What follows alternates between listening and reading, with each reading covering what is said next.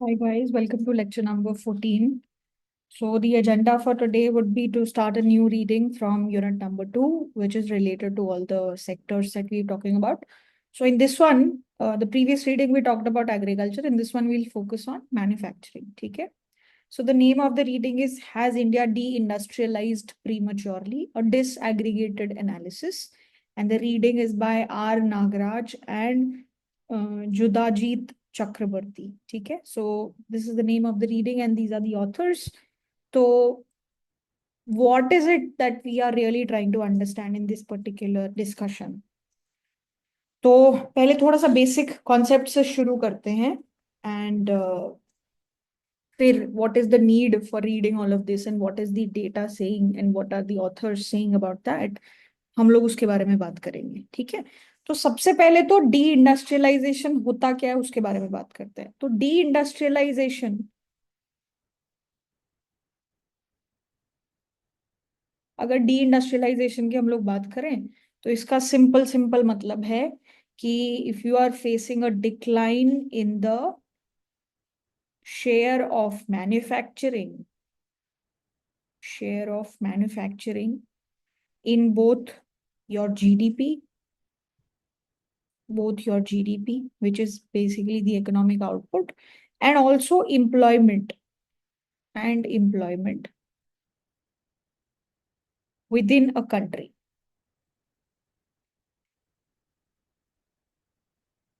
तो अगर हम लोग कंट्री लेवल पे ये देख रहे हैं कि जो मैन्युफैक्चरिंग का कंट्रीब्यूशन है in GDP as the proportion of the entire GDP, अगर वो प्रपोर्शन डिक्लाइन होता हुआ दिख रहा है, वो परसेंटेज हमें डिक्लाइन होता हुआ दिख रहा है, या फिर टोटल एम्प्लॉयमेंट जो हो रहा है इकोनॉमी में उसमें इंडस्ट्रीज का या मैन्युफैक्चरिंग का जो शेयर है of employment out of the total employment, वो अगर हमें डिक्लाइन होता हुआ दिख रहा है, so we will start calling it a process of deindustrialisation. ठीक है.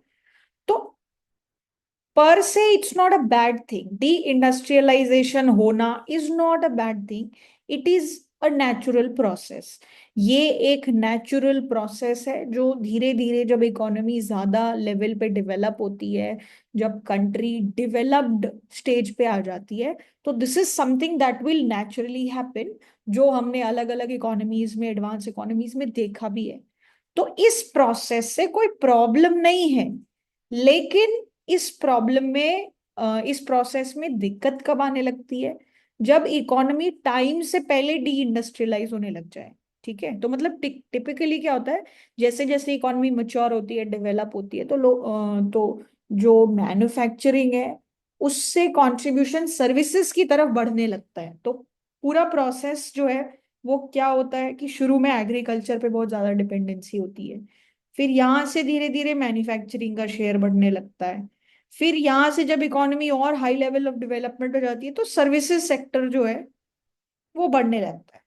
तो जिस पेस पे आपकी इकोनॉमी ग्रो कर रही है या जिस लेवल पे इकोनॉमी ग्रो कर रही है, this transition is very natural. ये ट्रांजिशन बहुत नेचुरल है. सबसे पहले कंट्री शिफ्ट करेगी एग्रीकल्चर टू इंडस्ट्री और फिर वो इंडस्ट्री टू सर्विसेज पे मूव करेगी जैसे जैसे प्रोडक्टिविटी ग्रो करती है. ठीक है.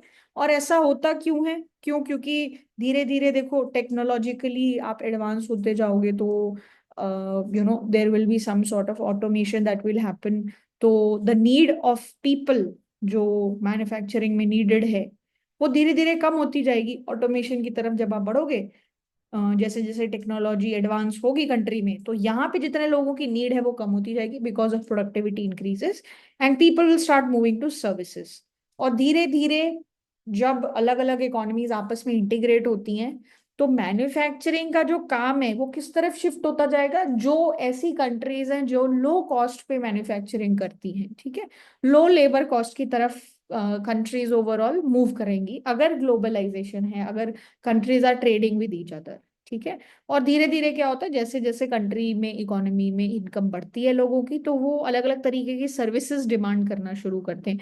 एजुकेशन की डिमांड बढ़ती है, हेल्थ केयर की बढ़ती है, आईटी, फाइनेंस, ये सब चीजों की डिमांड बढ़ने लगती है rather than the industrial goods. तो ये पूरा प्रोसेस और ये पूरा ट्रांजिशन होना इट्स नेचुरल. तो basically this is why we are saying जो डी इंडस्ट्रियलाइजेशन है it is a natural part of economic evolution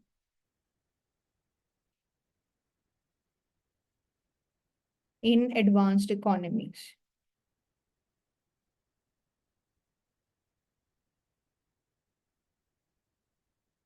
तो डी इंडस्ट्रियलाइजेशन से एज सच हमें कोई प्रॉब्लम नहीं है। प्रॉब्लम शुरू कब होती है? प्रॉब्लम तब शुरू होती है अगर ये चीज टाइम से पहले होने लग जाए। ठीक है, if it happens too early, if it happens too early in developing countries, जो कंट्री अभी डेवलप ही हो रही है,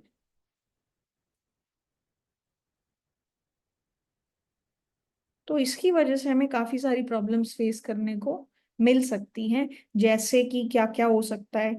आपकी इंडस्ट्रियल ग्रोथ रुक जाएगी, पहली बात तो। मैन्युफैक्चरिंग सेक्टर में बहुत ज्यादा लेबर की डिमांड होती है। तो अगर आपका इंडस्ट्रियल सेक्टर या मैन्युफैक्चरिंग सेक्टर उस लेवल पे ग्रो नहीं कर रहा है, या उसका शेयर उतना ज्यादा नहीं है, तो एम्प्लॉयमेंट जनरेशन पे भी इम्पैक्ट होगा।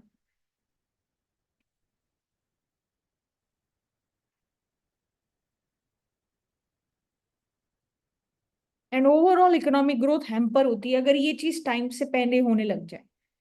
अगर डी इंडस्ट्रियलाइजेशन वक्त से पहले डेवलपिंग कंट्रीज में होने लग जाए, तो वो इकोनॉमी के लिए एक अच्छी बात नहीं मानी जाती। क्यों? क्योंकि आपकी ग्रोथ एक तरीके से रुक गई है। ठीक है, आपका एम्प्लॉयमेंट लोगों के पास कम हो रहा है। तो लोग टिपिकली क्या करते थे, जैसे जैसे कंट्री ग्रो करती थी तो लोग मैन्युफैक्चरिंग जॉब से सर्विसेज जॉब में मूव करते थे।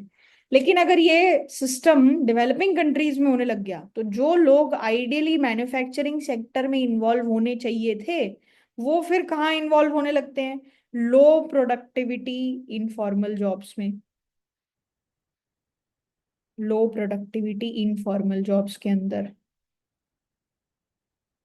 या फिर हो सकता है कि दे आर अनएम्प्लॉयड ओनली।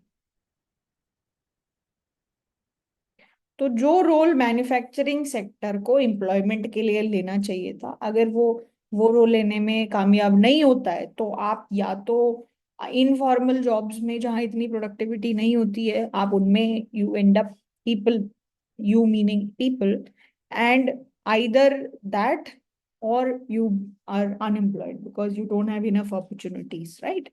तो धीरे धीरे 1980s के अराउंड क्या होने लगा, बहुत सारी जो लीस्ट डेवलपिंग कंट्रीज हैं, उन्होंने अपनी इकोनॉमीज को लिबरलाइज करना शुरू किया। और वो लिबरलाइजेशन होने के बाद क्या होने लगा कि जो पहले स्टेट का कंट्रोल हुआ करता था इंडस्ट्रियल पॉलिसीज पे, वो कंट्रोल थोड़ा सा लूजन अप होने लगा। ठीक है, तो पहले तो कंट्रीज क्या सोचती थी कि हमें सारी चीजें अपनी कंट्री में ही बनानी है, हमें इंपोर्ट पे डिपेंडेंसी नहीं रखनी, हमें सेल्फ रिलायंट होना है, हमने इन हाउस कंट्री के अंदर ही टेक्नोलॉजी डेवलप करनी है। तो जब because of all the debt crisis that was happening in 1980, so here I am not talking specifically about India, in general I am saying, तो वहां पे जब इस तरीके के प्रोसेस होने लगे, जब लिबरलाइजेशन होने लगा, तो जो कंट्रीज वीक थी, वीक एज इन वो उस लेवल पे प्रोडक्शन नहीं कर रही थी, उस लेवल की टेक्नोलॉजी नहीं थी, उस लेवल पे उनकी इंडस्ट्रीज डेवलप नहीं की थी कि वो अपने आप को इंपोर्ट से compete कर सके। और जब डोर्स ओपन अप होते हैं तो क्या होता है कि people started importing those kind of technologies rather than developing it in house. तो पहले तो स्टेट कंट्रोल करके इट वाज मैंडेटिंग कि ये सब खुद इन हाउस बने, बट धीरे धीरे जब वो कंट्रोल्स लूजन अप होने लगे, तो जो कंट्रीज स्ट्रांग थी वो अपने प्रोडक्ट्स भेजने लगी। और तो जो भी डोमेस्टिक इंडस्ट्रीज है उनको फॉरेन गुड से compete करना पड़ा, जो कि एक प्रॉब्लमेटिक थिंग थी। तो धीरे धीरे क्या हुआ, जो डोमेस्टिक इंडस्ट्रीज थी they started struggling and they started having problems to compete with foreign imports which were coming from advance countries. And इसकी वजह से क्या हुआ, धीरे धीरे इंडस्ट्रियल डिक्लाइन होने लगा। ठीक है, इंडस्ट्रीज डिक्लाइन करने लगी लीस्ट डेवलपिंग इकोनॉमीज के अंदर। ठीक है, तो when this starts to happen, तो क्या होता है, इंडस्ट्रियलाइजेशन के बहुत सारे बेनिफिट्स होते हैं, प्रोडक्टिविटी बढ़ती है, ज्यादा जॉब्स क्रिएट होती है, टेक्नोलॉजी एडवांस होती है। तो ये सारे जो बेनिफिट्स ऑफ इंडस्ट्रियलाइजेशन है, वो लीस्ट डेवलपिंग कंट्रीज जो है वो उन पे मिस आउट करने लग गए कि वो बेनिफिट्स उनको नहीं मिल रहे हैं। क्यों? क्योंकि because of the kind of situation that is happening. And also, there are some facts regarding economic growth by Caldor. Caldor का जो फर्स्ट लॉ ऑफ ग्रोथ है, वो क्या बोलता है कि अगर हाई मैन्युफैक्चरिंग ग्रोथ है तो उसकी वजह से जीडीपी ग्रोथ फास्टर होगी. So Kaldor's first law of growth,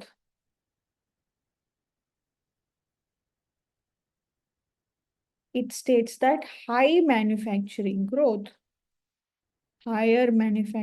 growth leads to faster GDP growth. और ऐसा क्यों होता था? क्योंकि जो मैन्युफैक्चरिंग सेक्टर है, जो इंडस्ट्री है, इसके बहुत स्ट्रॉन्ग इनपुट और आउटपुट लिंकेजेस है. Because what? Strong input and output linkages. Strong input and output linkages. And इसकी वजह से कैपिटल एक्यूमुलेशन भी होती है.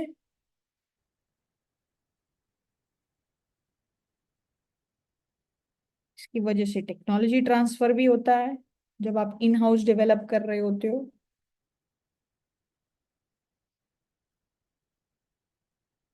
And when you start doing things on a big scale, there is a benefit of economies of scale as well.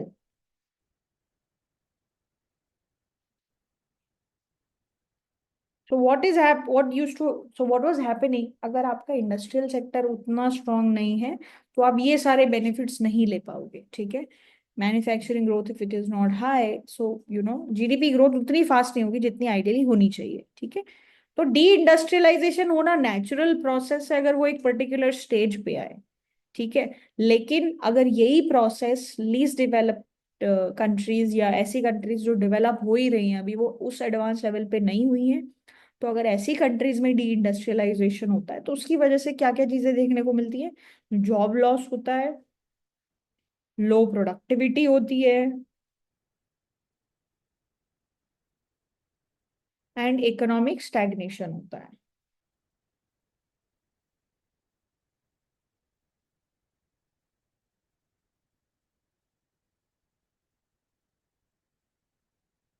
So there were some specific points that were mentioned by Danny Roderick.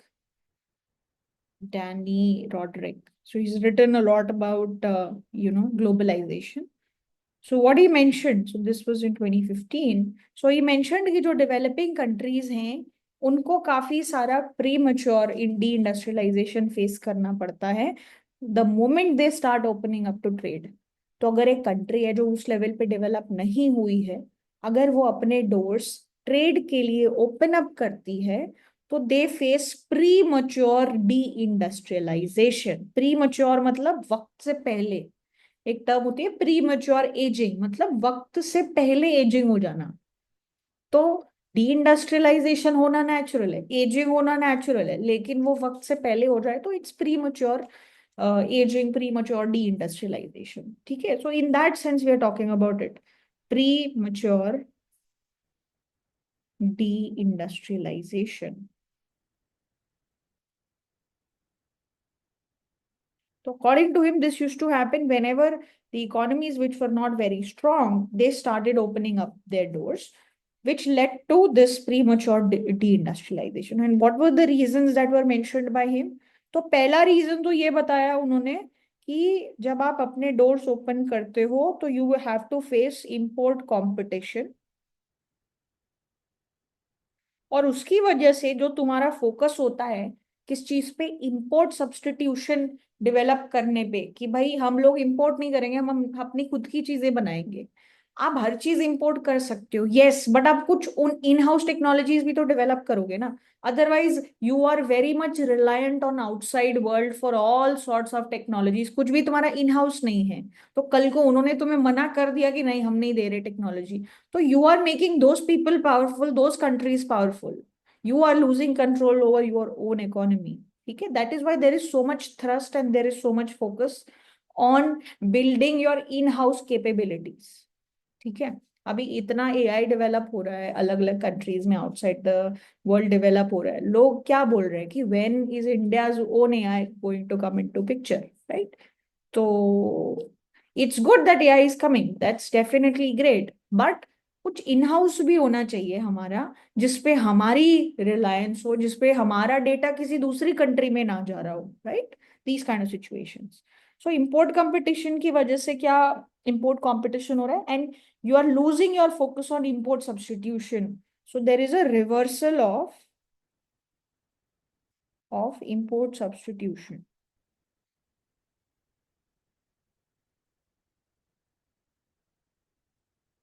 तो जब कोई economy developing stage में होती है, तो it's very natural कि उसके पास बहुत हाई टेक चीजों की या हाई टेक्नोलॉजी बेस्ड मैन्युफैक्चरिंग में उसके पास कंपेरेटिव एडवांटेज नहीं होगी।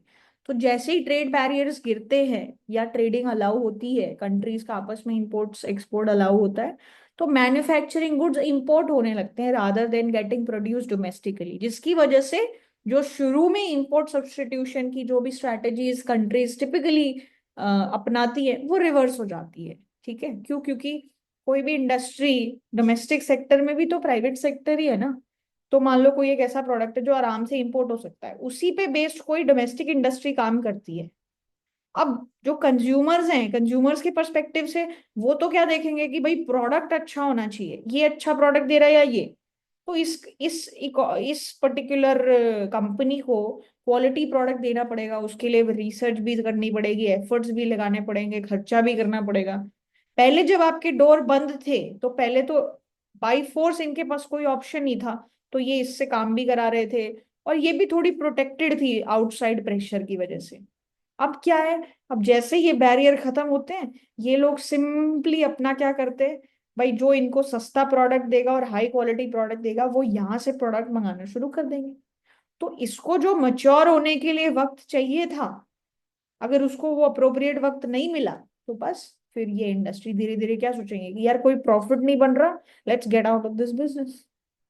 सो this is how the entire process will go on. ठीक है, तो इसकी वजह से लोकल मैन्युफैक्चरिंग डिक्लाइन होती है, लोकल मैन्युफैक्चरिंग डिक्लाइन। आप आज के दिन कुछ भी देख लो, कैसा भी इनोवेशन देख लो, सबसे पहला सवाल ये आता है कि ये प्रोडक्ट बना कहाँ है। और इतनी सारी आप लोगों से चीजें पूछो कि कौन सा, कहाँ से आपका प्रोडक्ट बन रहा है, ये आप इंडिया में बना रहे हो या फिर आप चाइना से इंपोर्ट कर रहे हो। मेजॉरिटी प्रोडक्ट चाइना से बन के फिर इंपोर्ट हो रहा है, फिर आप उस पर पैकेजिंग कर रहे हो, मार्केटिंग कर रहे हो, डिस्ट्रीब्यूशन कर रहे हो। तो लोकल मैन्युफैक्चरिंग नहीं हो रही ना इन सब चीजों की। तो बस तुम अपना जो एडवांटेज है वो लूजन अप कर रहे हो। ठीक है, तो दिस इज वन थिंग कि because of this, when the economies which are not very strong, they open up their doors, these kind of things happen. Apart from that, it is like saying कि जैसे जैसे advanced economies grow करती हैं, तो उनको expertise आ जाती है manufactured goods produce करने के लिए। उनको जब एक्सपर्टीज आ गई, तो वो जिस कॉस्ट में उस प्रोडक्ट को बना पाते हैं, वो सस्ता हो जाएगा। अगर तुम एक काम 50 साल से तुम ही कर रहे हो, ठीक है, और कोई नई नई कंट्री आई है जो पिछले 4-5 साल से ये काम करना उसने शुरू किया है, तो उसको वो काम बार बार करते करते करते करते उसने इतना एफिशिएंट तरीका उस चीज को करने का ढूंढ लिया है कि वो उसको लीस्ट पॉसिबल कॉस्ट में कर सकती है और ज्यादा एफिशिएंटली कर सकती है। जो गलतियां थी वो उस कंपनी ने ऑलरेडी कर ली हैं, बट तुम बिकॉज अभी तुमको 3-4 साल ही हुए, तो तुम ये सब चीजें सीख रहे हो, देख रहे हो। और कोई जो तुम्हारा 50 साल से जो कंपनी है, वो अपना एक्सपीरियंस तुम्हारे साथ नहीं शेयर करेगी, right? They also want to have that advantage. So it will take you time to develop an efficient way of creating the product. तो इसकी वजह से क्या होता है, जो एडवांस्ड इकोनॉमीज में जो गुड्स बनते हैं वो रिलेटिवली चीपर होते हैं। Why are people importing from China? Do we like China? Yeah, do we like Chinese product? It's not like that. It's the cheapest for you to do it over there. तुम same काम China से बनवा रहे हो, same काम India से बना रहे हो, you as a business owner will only think about your cost advantages. Yes, you can have your propositions कि we want to build make in India, all these things. Yes, you can do it, but आप incentive के हिसाब से सोचो कि कोई business को अगर कोई प्रोडक्ट 50 रुपए में मिल रहा है कॉस्ट के परस्पेक्टिव से, और कई 100 रुपए देने पड़ रहे हैं, वो क्यों इतना एक्स्ट्रा अपना प्रॉफिट गवाएगा, right? So they will try to come up or take the things only from where it is the cheapest to do. This is Danny. या सो तुम क्या करोगे, चीपेस्ट जगह से मंगाने की कोशिश करोगे। तो जो एडवांस्ड इकोनॉमीज हैं,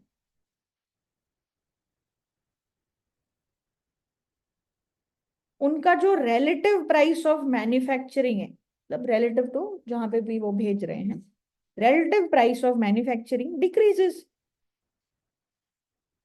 तो इसकी वजह से क्या है, ग्लोबली मैन्युफैक्चरिंग अफेक्ट होती है, प्राइसेस अफेक्ट होते हैं, जिसकी वजह से क्या होता है, वो इकोनॉमी जो अभी इंडस्ट्रियलाइज नहीं हुई है उनको एक अप्रोप्रिएट प्राइस नहीं मिल पाता है। तो जिसकी वजह से क्या होता है, मैन्युफैक्चरिंग भी उस कंट्री में कम हो गई, और उस सेक्टर में जब मैन्युफैक्चरिंग कम हो गई तो वहां पे एम्प्लॉयमेंट भी कम हो गया।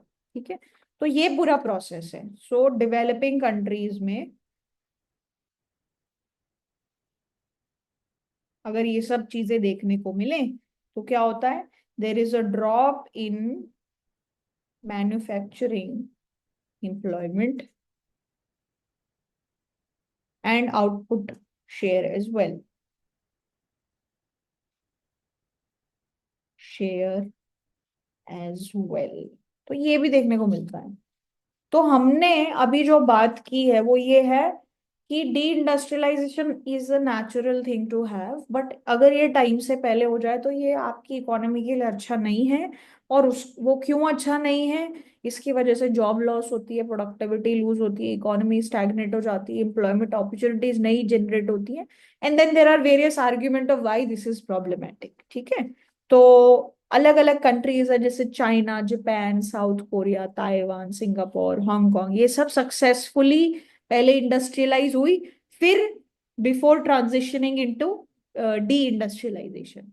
चाइना तो वर्ल्ड की फैक्ट्री ही बन चुका है। ठीक है, so about 25% of the overall global manufacturing overall world that happens in China. और बाकी कुछ कुछ एशियन कंट्रीज भी हैं जो अब जाके सर्विस सेक्टर में उनका जो शेयर ऑफ आउटपुट है वो बढ़ रहा है। Before and then before that they had a very strong manufacturing base. But is that happening in India? क्या इंडिया में जो manufacturing sector, is that growing, is that falling? क्या वो वक्त से पहले डी इंडस्ट्रियलाइज तो नहीं हो गया है? मैन्युफैक्चरिंग में आउटपुट में मैन्युफैक्चरिंग का जो शेयर है वो कम तो नहीं हो गया है वक्त से पहले? These are all kind of questions that we would like to answer in this entire discussion. ठीक है, तो एक तरीके से अगर जैसे हम लोग डायग्राम देखें यहाँ पे, देर is a diagram which talks about this. So what is this? So this is top 10 largest manufacturing producers in the world in 2017. So ये 10 अलग अलग कंट्रीज है जहाँ पे सबसे ज्यादा मैन्युफैक्चरिंग होती है। This data, this light grey bars, they are for 2007, and these dark grey कह लो या ब्लैक bars, they represent 2017। तो अगर चाइना की बात करें तो इनका जो मैन्युफैक्चरिंग शेयर है वो यहाँ से बढ़ के यहाँ पे हो गया है। बाकी अगर जो आप एडवांस्ड इकोनॉमीज को देखो तो क्या हो रहा है, ये शेयर ड्रॉप हो रहा है, ये शेयर ड्रॉप हो रहा है, ये शेयर ड्रॉप हो रहा है, ये शेयर ड्रॉप हो रहा है, ड्रॉप हो रहा है, ड्रॉप हो रहा है। बाकी फिर इंडिया की जो बात करें, इंडिया यहाँ पे कौन से पोजीशन पे है, यहाँ पे तो फिफ्थ लिखा हुआ है। ठीक है, और इंडिया में मैन्युफैक्चरिंग का शेयर 2007 से 2017 ओवरऑल वर्ल्ड मैन्युफैक्चरिंग में जो प्रपोर्शन है वो बढ़ा है, but this increase is very minute, this increase is very minute, and if we see here, this difference is huge within a span of 10 years, right? So this is the situation here. तो अब इस चीज को tackle करने के लिए क्या किया जा रहा है, लेकिन एक स्पेशल बात है इंडिया के साथ, विच इज कि 1990s के बाद ही इंडिया का जो सर्विस सेक्टर है वो बहुत ज्यादा बूम बूम कर रहा है। 1990s के बाद IT sector, so since 1990s जो इंडिया का सर्विस सेक्टर है,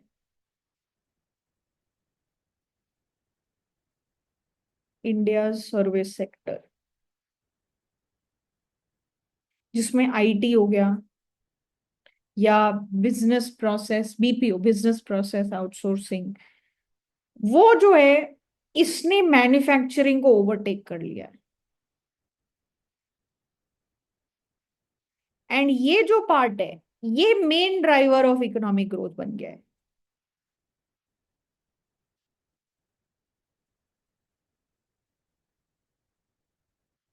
तो बहुत लोगों को ओवरऑल वर्ल्ड में ऐसा लगने लगा है, मतलब जिस वक्त पे ये चीजें हो रही थी, कि इंडिया जो है वर्ल्ड का बैक ऑफिस बनने वाला है। India is going to be what? Global back office. तो बैकएंड के जो बहुत सारे काम होते हैं, वो सब इंडिया में आउटसोर्स कर दिए जाएंगे। मेन काम कहीं और चल रहा होगा। पीछे के बिजनेस प्रोसेसेस का जो भी काम है वो इंडिया देख रहा होगा। ठीक है। और इंडिया अपने आप को as a software super power भी बनाएगा, because of the boom of IT. And China at the same time, people started calling that it will become a world की factory, world's factory, and which is the situation that we see now also, that this is actually coming true. तो लोगों को so India was specializing in IT sector, and so people started saying in a funny manner that India के जो software हैं, जो भी India software में जो बूम हो रहा है, that will work on China's hardware.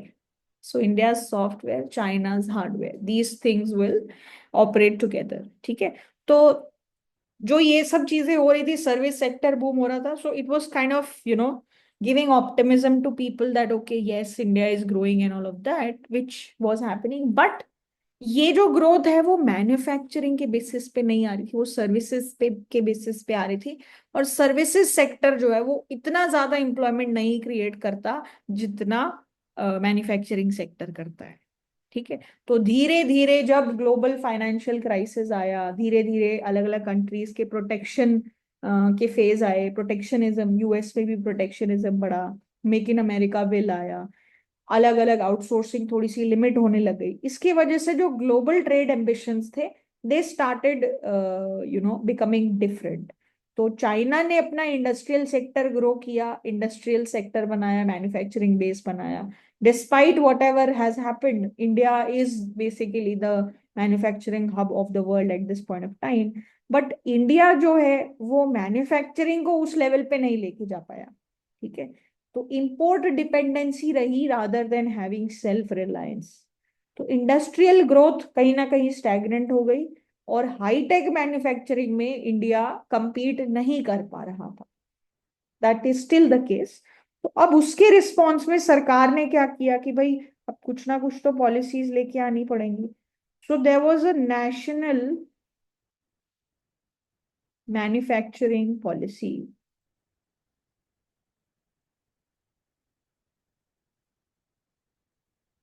2012 में। And there was also Make in India campaign, Make in India in 2015, जिनका एम क्या था कि हमें जो मैन्युफैक्चरिंग का कंट्रीब्यूशन है जीडीपी में, increase manufacturing GDP share to 25%, इसको 25% लेके आना है। कि ओवरऑल जीडीपी जो है उसमें से 25% कंट्रीब्यूशन एटलीस्ट मैन्युफैक्चरिंग की तरफ से आना चाहिए। And also to make or to increase the job generation. तो the goal was to create 100 million jobs. 100 million मतलब कितना होता है? 10 million is 1 crore. So 10 crore नई जॉब्स क्रिएट करनी है, 10 crore additional jobs to be created by 2022. These were the goals. Although the results for these have been limited over time, or manufacturing का जो contribution है in GDP, it has not obviously reached at that level. But and same situation is going on with the job generation as well. There are a lot of questions that are coming up regarding how many jobs are getting generated through all these missions. ठीक है। तो ये सारे background के under ये सारी जो कहानी सुनने के बाद और इस बैकग्राउंड के हिसाब से अब हमारे कुछ सवाल है, there are few questions that we would like to address. अब ये सब बैकड्रॉप के पीछे हम सवाल ये पूछना चाहते हैं कि क्या इंडिया डी इंडस्ट्रियलाइज हो गया है क्या prematurely? Is there a decline in the manufacturing employment share? Is there a decline in manufacturing GDP share over time? That is first question that we would like to understand, and that is essentially what is the title of this paper, this analysis as well. Has India de-industrialized prematurely? वक्त से पहले de-industrialize हो गया है क्या India? Similarly, ये भी देखना चाहते हैं कि क्या इंडिया का जो डेवलपमेंट पाथ है वो इंडस्ट्रियलाइजेशन से दूर हो गया है क्या after following the liberal reforms? तो बेसिकली जो 1991 के रिफॉर्म्स थे उसके बाद ऐसी सिचुएशन आ गई है क्या, जो डैनी रॉड्रिक ने क्लेम की थी कि अगर एक डेवलपिंग इकोनॉमी अपने डोर्स ओपन अप करती है तो these kind of losses we face. So has that happened in India? And what is the data saying about all of this? ठीक है, तो अब हमारा सेटअप क्या रहेगा? तो ये हमारे कुछ क्वेश्चन है जिसके हमें आंसर देने हैं। अब हम लोग क्या करेंगे, 3 लेवल पे चीजों को डिस्कस करेंगे। तो डी इंडस्ट्रियलाइजेशन मेनली किसके बारे में बात करता है? आउटपुट के बारे में, आउटपुट का शेयर, आउटपुट जीडीपी, मतलब जीडीपी का शेयर। और दूसरी बात होती है एम्प्लॉयमेंट की। ठीक है, तो दो चीजों को देखना होता है, एक तो आउटपुट में क्या कंट्रीब्यूशन है, एक एम्प्लॉयमेंट में क्या कंट्रीब्यूशन है मैन्युफैक्चरिंग का, ये दो चीजों को देखना है। तो हम लोग ये इन पे डेटा देखेंगे और इस डेटा को स्टडी करेंगे और फिर देखेंगे कि क्या ऐसा हुआ है, इंडिया डी इंडस्ट्रियलाइज हुआ है या नहीं हुआ है। ठीक है, तो क्या डेटा यूज करोगे, क्या मेजर्स यूज करोगे, तो ये डेटा देखेंगे। और किस लेवल पे देखेंगे? नेशनल लेवल पे भी हम लोग देखेंगे, नेशनल लेवल पे क्या हो रहा है उसके लिए डेटा देखेंगे। स्टेट लेवल पे क्या हो रहा है उसको भी देखेंगे। और फिर एक और लेवल नीचे जाएंगे कि डिस्ट्रिक्ट लेवल पे क्या हो रहा है, डिस्ट्रिक्ट।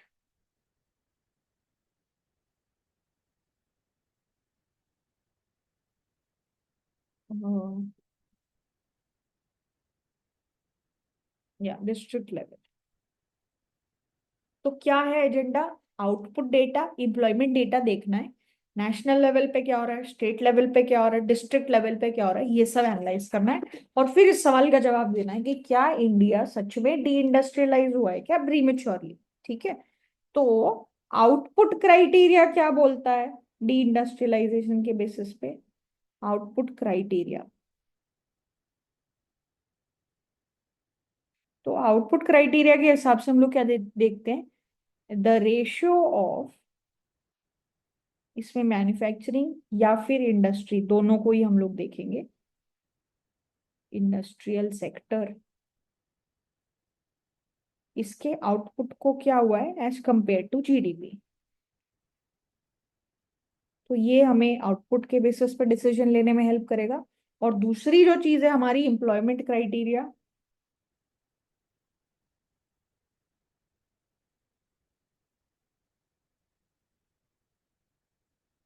उसमें we are going to look at the ratio of manufacturing to industrial, manufacturing या फिर इंडस्ट्रियल एम्प्लॉयमेंट। मैन्युफैक्चरिंग में कुछ और चीजें ऐड कर दी जाए तो इंडस्ट्रियल सेक्टर बन जाता है। तो industrial sector is a bigger set, manufacturing is a subset of that. ठीक है, तो मैन्युफैक्चरिंग या फिर इंडस्ट्रियल सेक्टर में कितना एम्प्लॉयमेंट है as compare to the total employment, to total employment.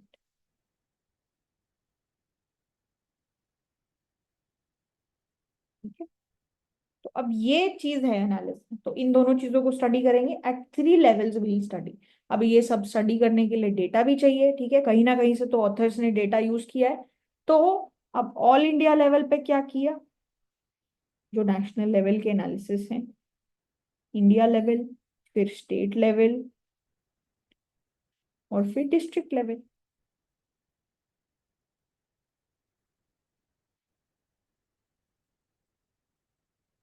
ठीक है, तो ऑल इंडिया लेवल पे जो आउटपुट का जो जीडीपी डेटा है वो किधर से आया है? नेशनल अकाउंट स्टैटिस्टिक्स से, नेशनल अकाउंट स्टैटिस्टिक्स। ये तो आउटपुट का डेटा हो गया। एम्प्लॉयमेंट का डेटा कहाँ से आया है? Employment data is from NSS, national sample survey का एम्प्लॉयमेंट अनएम्प्लॉयमेंट सर्वे होता है। नेशनल सैंपल सर्वे का एम्प्लॉयमेंट अनएम्प्लॉयमेंट सर्वे होता है वहां से। तो उसमें कुछ क्वेश्चंस होते हैं, प्रिंसिपल स्टेटस या फिर सब्सिडरी स्टेटस ऑफ एम्प्लॉयमेंट को बेसिस लेके वो यूज किए गए हैं। उसके अलावा सेंसस से भी एम्प्लॉयमेंट डेटा यूज किया है, सेंसस एम्प्लॉयमेंट डेटा। तो 3 सेंसस का डेटा यूज किया गया है, 1991, 2001, 2011। उसके बाद अगली जो सेंसस थी उस वक्त पे कोविड आ गया था, तो अभी जो है that is still under delay. ठीक है, तो इसमें क्या है कि आपका main plus marginal workers data use किया गया है।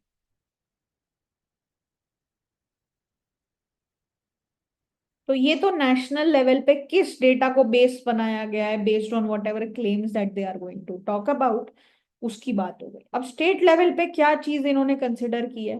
तो स्टेट लेवल पे जो जीडीपी है वो ओल्डर, पुराने नेट स्टेट डोमेस्टिक प्रोडक्ट को यूज किया गया है।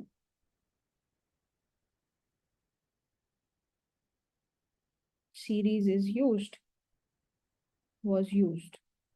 एम्प्लॉयमेंट के लिए स्टेट लेवल पे भी सेंसस डेटा ही यूज किया फॉर एम्प्लॉयमेंट। और ये जो भी डेटा यूज किया गया है इसका यूज करके 14 से लेके 17 स्टेट्स को इन्होंने एनालाइज किया है। एंड जिस जो एक्चुअली 95% ऑफ इंडिया को कवर करता है। और जो नए स्टेट्स हैं, नए स्टेट्स जो बने हैं, उनको जो उनके पेरेंट स्टेट्स हैं उन्हीं के साथ मर्ज करके देखा गया है। जैसे झारखंड और Bihar, Jharkhand was separated but उनको एज अ कंबाइंड स्टेट देखा गया। ठीक है, so this is how things have been taken up at the state level. And district level पे क्या हो गया है? डिस्ट्रिक्ट लेवल पे जीडीपी का इतना रिलायबल डेटा नहीं रहा है, तो इसलिए आउटपुट डेटा डिस्ट्रिक्ट लेवल पे एनालाइज नहीं किया गया है। डिस्ट्रिक्ट का एम्प्लॉयमेंट डेटा यूज किया गया है, डिस्ट्रिक्ट लेवल पे एम्प्लॉयमेंट डेटा यूज किया गया है। और ये एम्प्लॉयमेंट 2011 वाला डेटा यूज किया गया है। डेटा 2018 में भी रिलीज हुआ था, लेकिन there was some concerns about it, so only 2011 data was used for district level employment. तो जो ये इन्होंने डेटा एनालाइज किया है उसमें 362 डिस्ट्रिक्ट्स कवर होते हैं, जो कि अप्रोक्सीमेटली 90% ऑफ इंडियन पॉपुलेशन को कवर करते हैं।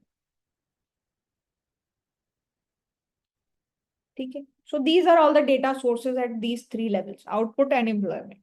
तो हमारा मुद्दा क्लियर है, इसको इसको स्टडी करना है, 3 लेवल्स पे स्टडी करना है। ठीक है, इस क्राइटेरिया को देखना है, इस क्राइटेरिया को देखना है, आउटपुट क्राइटेरिया, एम्प्लॉयमेंट क्राइटेरिया, और अलग अलग लेवल्स पे कहाँ कहाँ से डेटा लिया गया है वो हमने देखा है। अब आपका सिंपल लॉजिक क्या रहेगा कि अब आप जो भी चीजें आपको दी गई हैं, जो भी डेटा बताया गया है, उसको इन डिटेल इन डेप्थ आपको समझना है। ठीक है, तो अब धीरे धीरे हम लोग क्या करेंगे, हम लोग टेबल देखेंगे और टेबल से समझने की कोशिश करेंगे कि व्हाट एक्चुअली हैज हैपेंड। ठीक है, so if I show you this, let's start looking at the tables now. So let's see a few tables.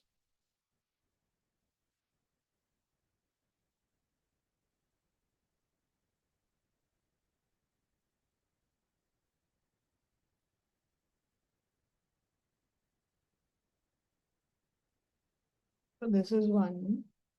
Apart from that, there is another one that we should be looking at, which is this.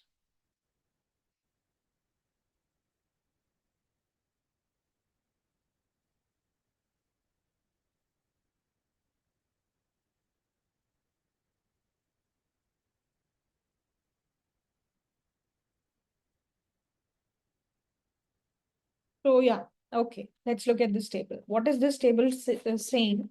So it is talking about the share of manufacturing and industry in GDP from 1991 to 2013. 1991 basically after liberalization, globalization, privatization.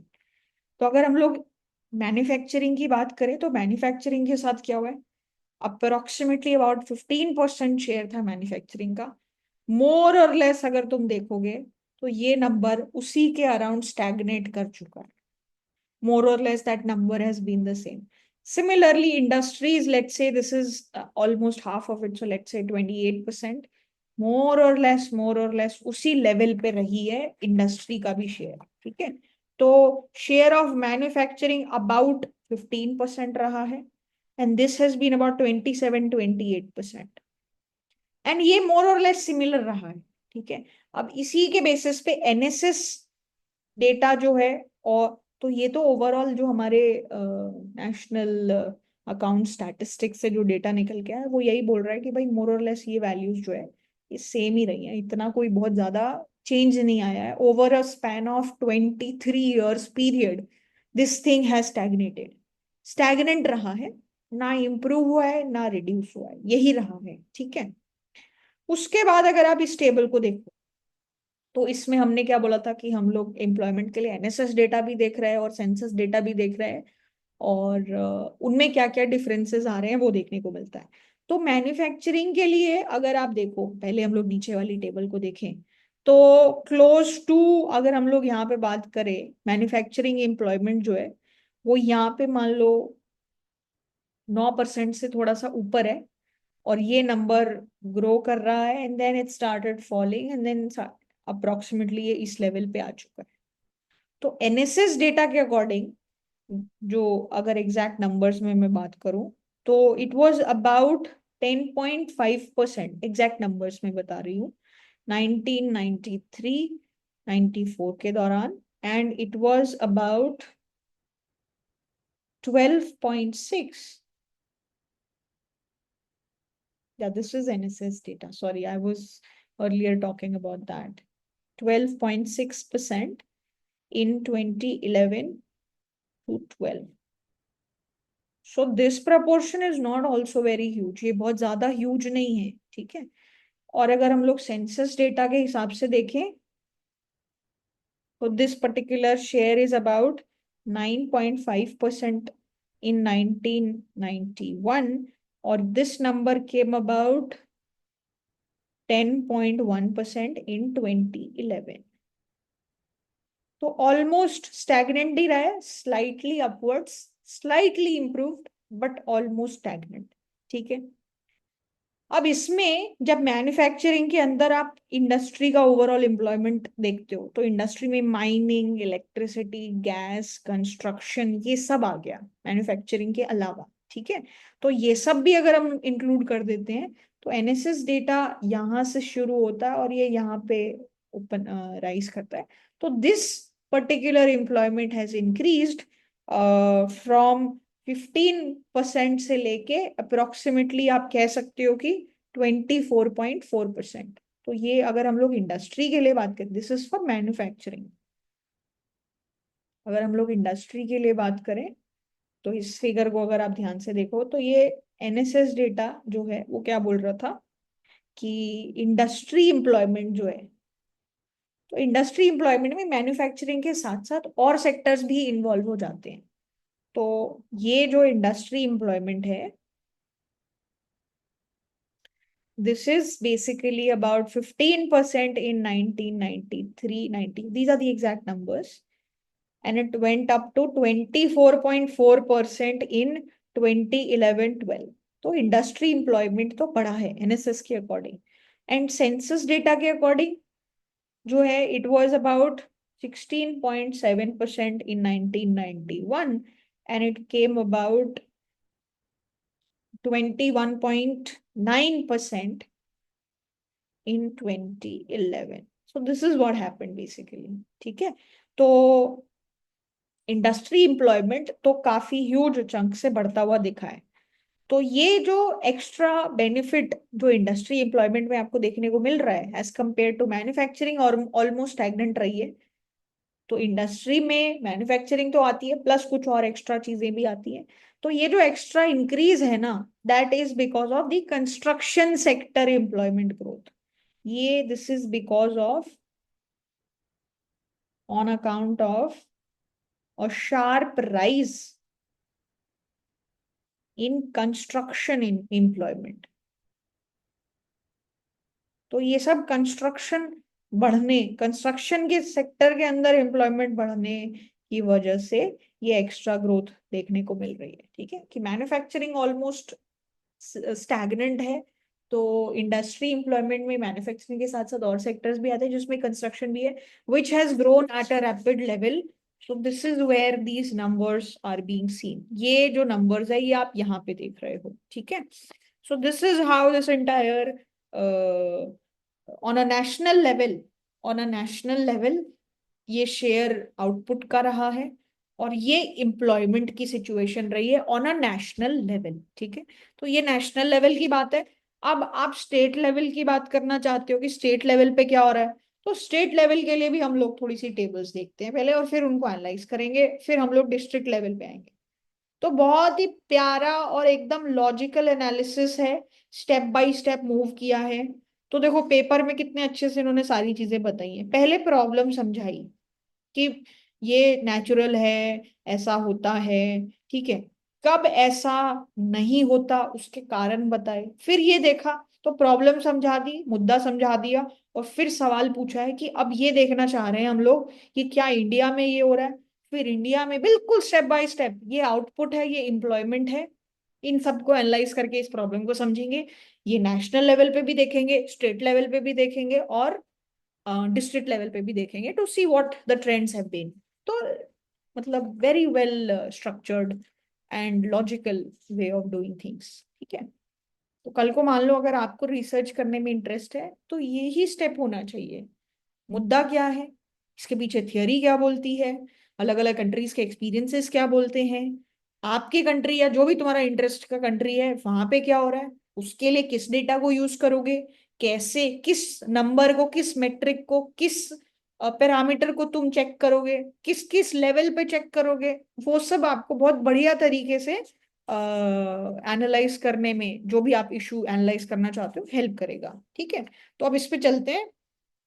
अब ये क्या बोल रहा है, ये अब हम लोग स्टेट लेवल पे एनालिसिस कर रहे हैं, स्टेट लेवल एनालिसिस।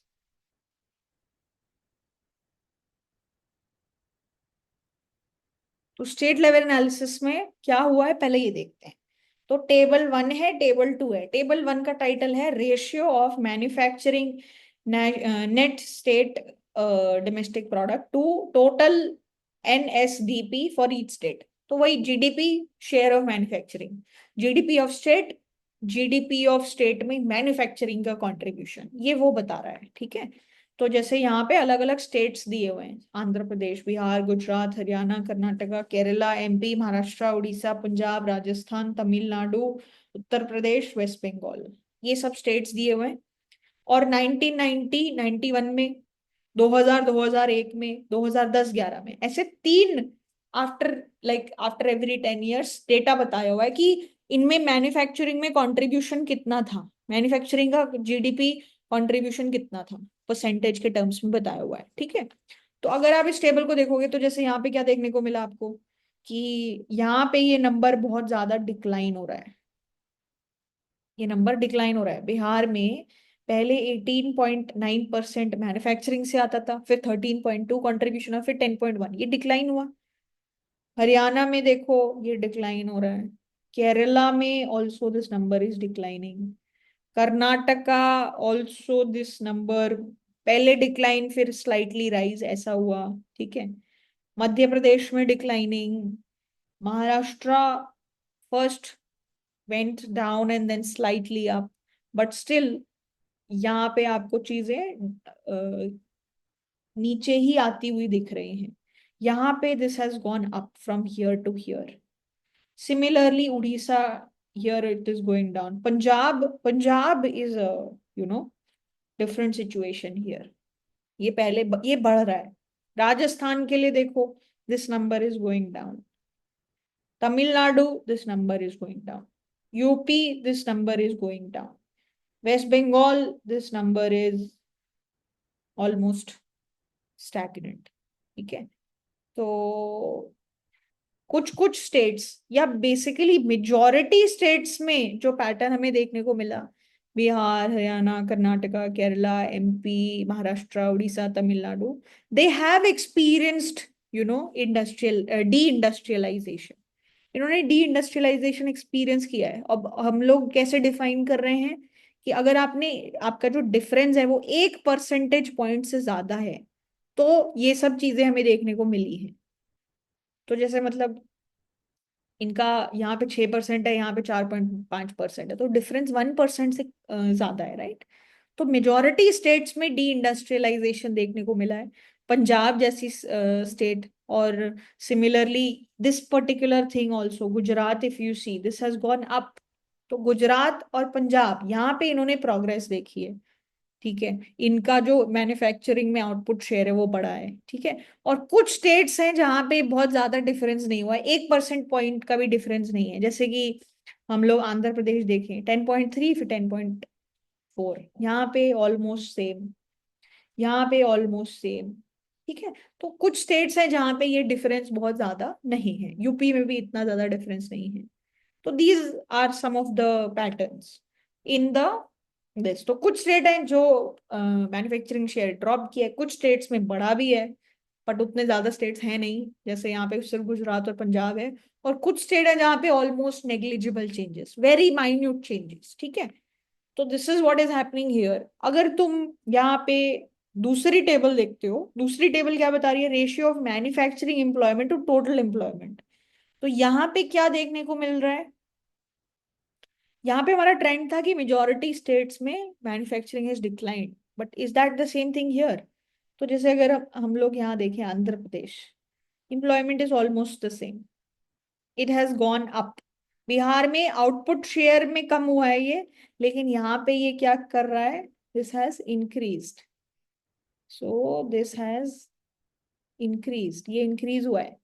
गुजरात में दिस हैज इंक्रीज्ड, हरियाणा में ऑल्सो इट हैज इंक्रीज, यहाँ पे also it has increase, Kerala में इट हैज गॉन डाउन, यहाँ पे मध्य प्रदेश में it has gone down, Maharashtra में it has gone down, UP में it has kind of gone up, बीच में ज्यादा फिर हल्का सा कम, उड़ीसा में it has gone up, Tamil Nadu में also it has gone up, Rajasthan में अगर हम लोग 91 और 2011 की बात करें तो इट हैज गॉन अप, यहाँ पे पंजाब में it has gone up, West Bengal में it has gone down. Overall India level पे बात करें तो क्या हो रहा है, यहाँ पे 9.5% एम्प्लॉयमेंट, फिर बीच में और ज्यादा एम्प्लॉयमेंट थी, फिर यहाँ पे थोड़ा सा एम्प्लॉयमेंट का परसेंटेज कम हुआ है, ठीक है। तो जो आउटपुट ट्रेंड है उससे थोड़ा सा डिफरेंट है एम्प्लॉयमेंट ट्रेंड। एम्प्लॉयमेंट मैन्युफैक्चरिंग में बढ़ती हुई दिखी है, इवन इफ मैन्युफैक्चरिंग में तुम्हारा शेयर जो है वो कम हो रहा है जीडीपी का। कुछ स्टेट्स हैं जहाँ जहाँ ऑलमोस्ट नेग्लिजिबल चेंजेस है, कुछ स्टेट्स हैं जहाँ पे ग्रोथ देखी गई है। तो मैन्युफैक्चरिंग आउटपुट मोस्ट स्टेट्स में क्या किया है, डिक्लाइन किया है, लेकिन मैन्युफैक्चरिंग एम्प्लॉयमेंट या तो ऑलमोस्ट सेम रहा है या फिर वो बढ़ा है।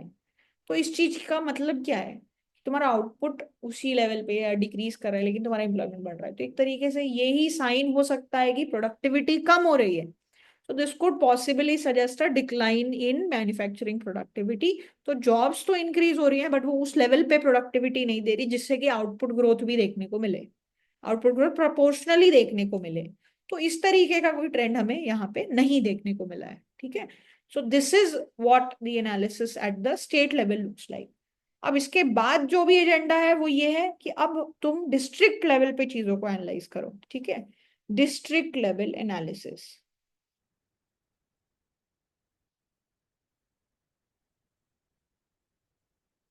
So we'll do the district level analysis in the next session. Okay. So there'll just be one more session, and this was relatively a smaller reading, unlike the agricultural reading which was huge. So the next part we'll do in the next session. Okay. All right. Thank you so much.